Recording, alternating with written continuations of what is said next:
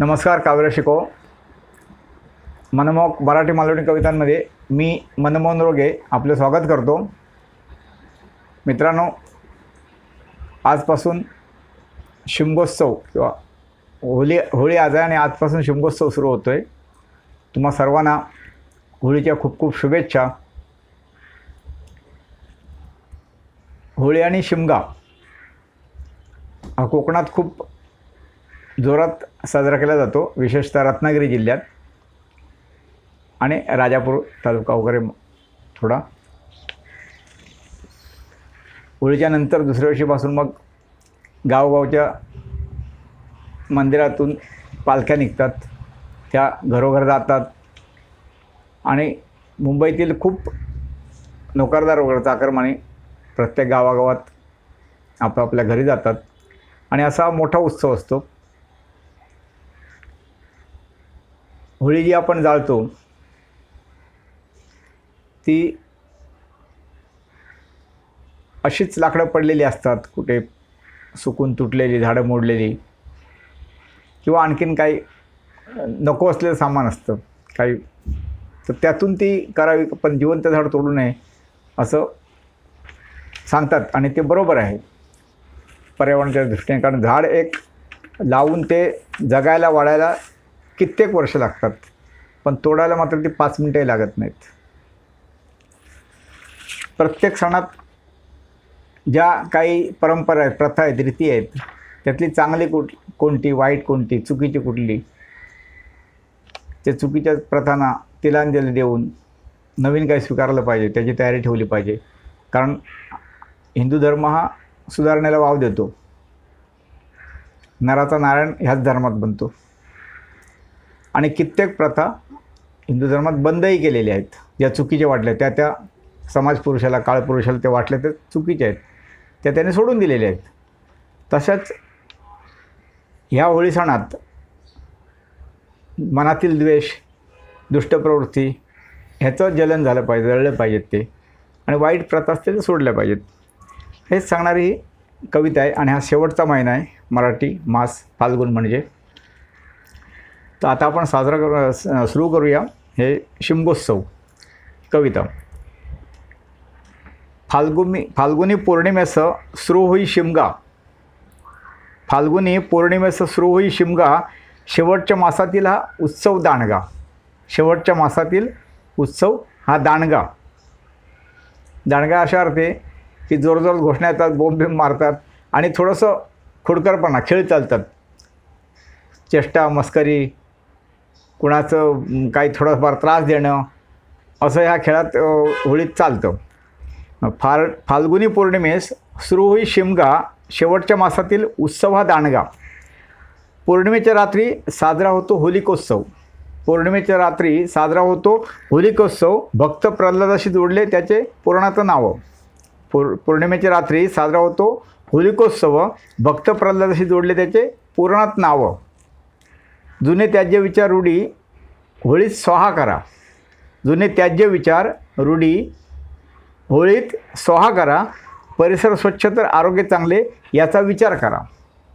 परिसर स्वच्छ तर आरोग्य चांगले याचा विचार करा. नका तोडू झाडे जिवंत, नका तोडू झाडे जिवंत, त्यांना जगण्याचा हक्क. नका तोडू झाडे जिवंत, त्यांना जगण्याचा हक्क. परोपकारी वृक्ष तोडून पापाचे धनी व्हाल नाहक. परोपकारी वृक्ष तोडून पापाचे धनी व्हाल नाहक. बोंब त्यांच्या नावाने मारा, बोंब त्याच्या नावाने मारा, जो करी चुका गैरकामं. बोंब त्याच्या नावाने मारा, जो करी चुका गैरकामं. चूक कळता लोक हसता, तो सोडेल आपला वाममार्ग. अशी आपण आशा करायची. चूक कळता लोक हसता, तो सोडेल आपला वाममार्ग. नको निंदा नको द्वेष, नको निंदा नको द्वेष, त्रास नको कुणा. नको निंदा नको द्वेष, त्रास नको कुणा. एक दिलाने पेटवू होळी मनामनात, एक दिलाने पेटवू होळी मनामनात. फाल्गुनी प्रतिपदेस साजरे करू धुळवड. फाल्गुनी प्रतिपदेस साजरे करू धुळवड. आनंदी जीवनासाठी घालू सप्तरंगांशी सांगड. आनंदी जीवनासाठी घालू सप्तरंगाशी सांगड. रंगपंचमी खेळण्या वापरू नैसर्गिक रंग. रंगपंचमी खेळण्या वापरू नैसर्गिक रंग.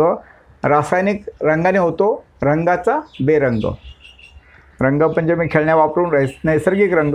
रासायनिक रंगाने होतो रंगाचा बेरंग. देवांच्या पालखीचे स्वागत होई घरोघरी. देवांच्या पालखींचे स्वागत होई घरोघरी. शिमग्याची सोंगे भारी नाचती दारोदारी. शिमग्याची सोंगे भारी नाचती दारोदारी. उत्सव साजरा होतो खरा शिमग्याचा कोकणात. उत्सव साजरा होतो खरा शिमग्याचा कोकणात. चाकरमनी येती घरी मुले माणसे सारी आनंदात. उत्सव साजरा होतो खरा शिमग्याचा कोकणात. चाकरमनी येती घरी मुले माणसे सारी आनंदात. धन्यवाद मित्रांनो. ही कविता आवडली तर लाईक करा, कमेंट करा, आपल्या मित्रमंडळांशी कविता शेअर करा. आणि कोण नवीन असेल चॅनलला किंवा कोणाचा राहिला असेल जुन्याचा तर हा चॅनल सबस्क्राईब करा. आता गतवर्षीची आवडीची कविता झालेली आहे ती तुम्हाला त्याची हे दिसेल तर तीसुद्धा ऐका. किंवा ह्या चॅनलला आणखीन काही कविता आहेत, जवळजवळ 180-85 कविता आहेत, त्या सवड असेल तेव्हा ऐका. आता परत आपली भेट छत्रपती शिवाजी महाराजांची जयंती आहे तिथीनुसार.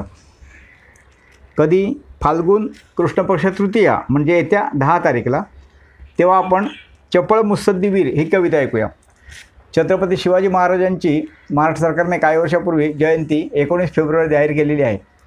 पण आताच काही लेख वाचले तर महाराजांचा जन्म 350 वर्षापूर्वीचा आहे, सगळ्यांना माहिती आहे. त्या तिथीनुसार सरकारने तारीख काढली 19 फेब्रुवारी. पण नंतर काही लेख वाचण्यात आले, त्यात दिलं आहे की काही ॲडजस्टमेंट करायला दिवसांची वगैरे, तर 10 दिवस त्यांनी ते रद्द केलेले आहेत, म्हणजे 100-150 वर्षापूर्वी. त्यामुळे काही लोकांचं असं म्हणणं आहे की ती तिथी मग आताच्या कॅलेंडरला 1 मार्चला येते. मग ही अशी गफलत असल्यामुळे, आणि शिवाजी महाराज हे आपले देव आहेत, जर रामकृष्णांची आपण जयंती ही कधी करतो तिथीनुसार करतो, मग शिवाजी महाराजांची जयंतीसुद्धा तिथीनुसारच झाली पाहिजे, ती का तारखेनुसार, आणि अशा तारखा चुकीच्या असताना. तर त्यामुळे आपली शिवजयंती किंवा आपली शिवजयंतीची कविता ही तिथीनुसार फाल्गुन तृतीयेला कृष्ण पक्षातील. धन्यवाद. परत भेटू.